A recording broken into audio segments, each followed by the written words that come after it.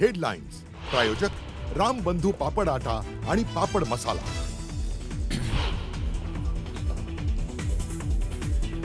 महाराष्ट्र राज्य सहकारी बँक प्रकरणात मुंबई सत्र न्यायालयानं आर्थिक गुन्हे अन्वेषण विभागाचा क्लोजर रिपोर्ट स्वीकारला। दिवंगत उपमुख्यमंत्री अजित पवारांसह विद्यमान उपमुख्यमंत्री सुनेत्रा पवार आणि रोहित पवारांना क्लीन चिट। अजित पवार यांचा अपघात धुक्यानं की धोक्यानं FIR का घेत नाही? सरकार संशयाची भूत नाचवतंय। सुनेत्रा वहिनींनी बोललं पाहिजे, राज ठाकरेंनी मांडली भूमिका।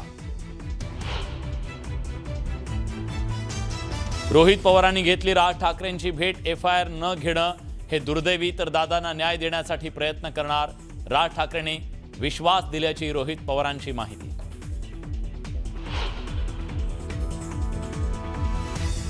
अजितदादांच्या अपघाताबाबत मुख्यमंत्र्यांकडे काही पुरावे देत पारदर्शक चौकशीची केली मागणी।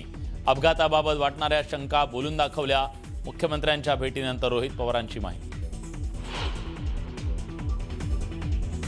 वाल्मिक कराडचा मुलगा सुशील कराडची फेसबुक पोस्ट, सगळ्यांसमोर सर्व बोलणार असल्याची पोस्ट, बीडमध्ये चर्चांना उधाण। महादेव मुंडे हत्ये प्रकरणात नार्कोटेजचा रिपोर्ट SITच्या हाती। न्यूज 18 मराठीला सूत्रांची माहिती। उद्या न्यायालयासमोर नार्कोटेजचा रिपोर्ट सादर करणार।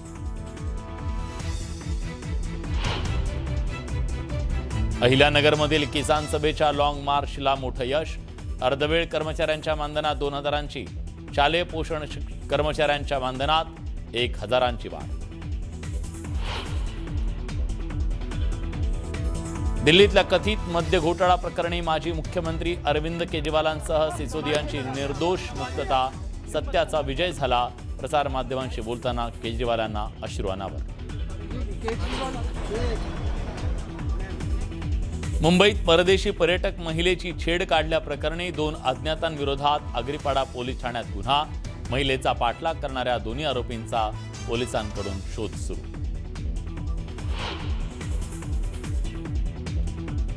नाशिकमध्ये 4थं विश्व मराठी साहित्य संमेलनाचं मुख्यमंत्री देवेंद्र फडणवीसांच्या हस्ते उद्घाटन।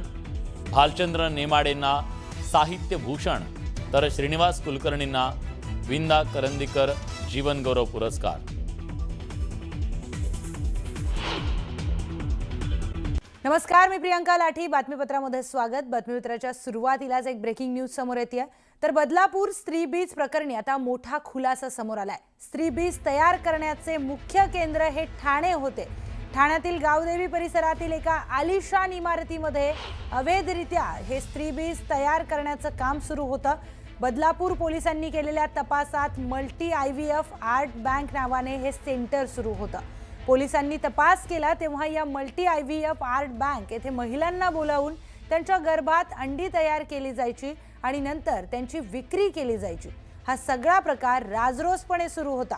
या अवैध स्त्रीबीज प्रकरणाचे मुख्य काम ठाण्यामध्ये सुरू असायचे, मात्र ज्या परवान्यावर हे सुरू होता ते नाशिकमधील मालती IVF सेंटर आहे। त्यांच्या नावे ठाण्यामध्ये IVF सेंटर उघडण्यात आलं होतं। या सेंटरवर धाड टाकून पोलिसांनी काही महत्त्वाची कागदपत्र जप्त केली आहेत, तर नाशिक येथील IVF सेंटरला देखील नोटीस धाडण्यात आली आहे।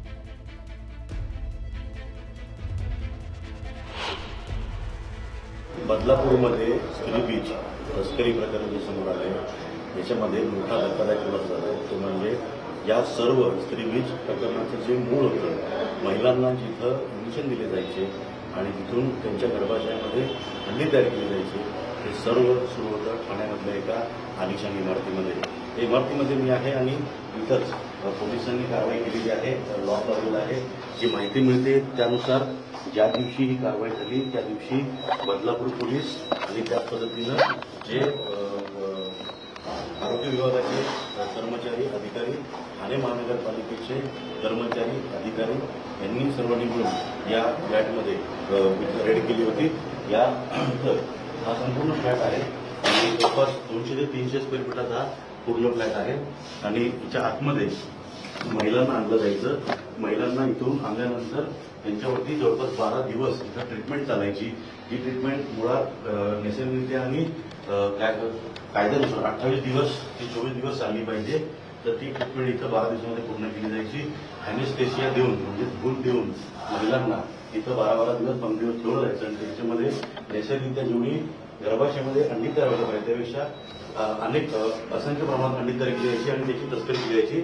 महिलांना 8 ते 10 हजार रुपये देऊन इथं त्यांना सांगितलं जायचं. मुळात इथं हा बोर्ड लावला होता मालती IVF आर्ट बँक म्हणून, आणि हे अशा पद्धतीनं हा बोर्ड जो आहे इथं लावला होता आणि या बाण दाखवतो इथं की हा इथे बँक आहे. या बँकमध्ये Malti IVF art bank register number दिलेला आहे आणि याच्यामध्ये ते इथं महिलांना बोलवलं जाईल. रेग्युलर 20 ते 25 महिला दररोज येऊन जात होत्या. इथं जास्त वेळ थांबत नव्हत्या. लिफ्टने जायच्या, आल्यानंतर इथे जाईल जायच्या. आतमध्ये कोणी आम्ही जाऊन बघितलेच नव्हतं. त्यांचं सगळं व्यवस्थित चालू होतं आणि अचानकपणे बंद झालं. ते एवढी समज नाही. तर पोलीस कारवाई झाली असं समजतं.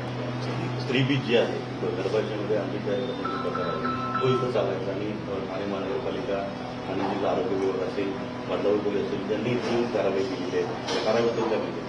कारवाईबद्दल मी बाहेर त्यांना माहिती नव्हती, पण आता आम्ही 2 दिवस त्यांनी चौकशी करतो की सगळे बंद कसं झालं काय समजलं आणि आज पेपर वाचल्यानंतरही लक्षात आलं. बघलं साहेब, ज्या पद्धतीने सगळं सुरू होतं इथे ठाण्यानंतर राज्यभरामध्ये जे गर्भाशयाची अंडी सप्लाय केली, तस्करी केली जायची ती इथं महिलांकडून तयार केली जायची अमेरिकेच्या जे समोर आलेले आहे. ठाण्यामध्ये नेमकं शेवटी हे सगळं राजस्थानी सुरू होतं. सकाळीच आज मी IPL लोकमतला बातमी बघितली आणि त्यामध्ये जवळजवळ 5 जणांना अटक केली आहे. बदलापूरमधली ही बातमी होती आणि मला सकाळी माहिती पडलं की माझ्या प्रभागामध्ये गावदेवी मैदानाच्या समोर राजहंस म्हणून सोसायटी आहे.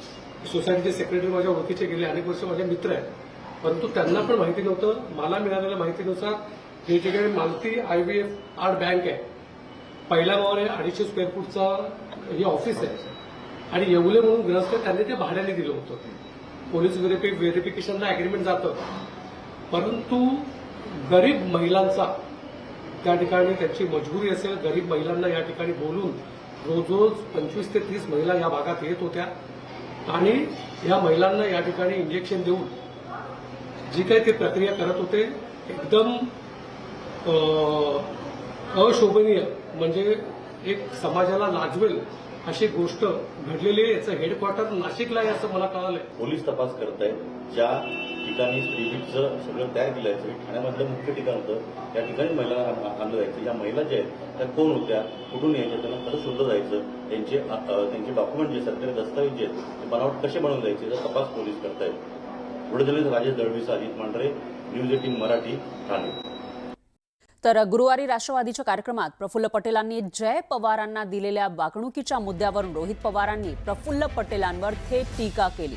कार्यक्रमातील स्टेजवर बसताना प्रफुल्ल पटेल यांनी जय पवार यांना दुसऱ्या खुर्चीवर बसण्यासाठी सांगितलं आणि याचा व्हिडिओही समोर आलाय. यावर रोहित पवार आक्रमक झाले. स्टेजवर वागताना नीट वागा असं त्यांनी म्हटलेलं आहे. अवघा महाराष्ट्र तुम्हाला पाहतोय असा इशारा रोहित पवारांनी दिला.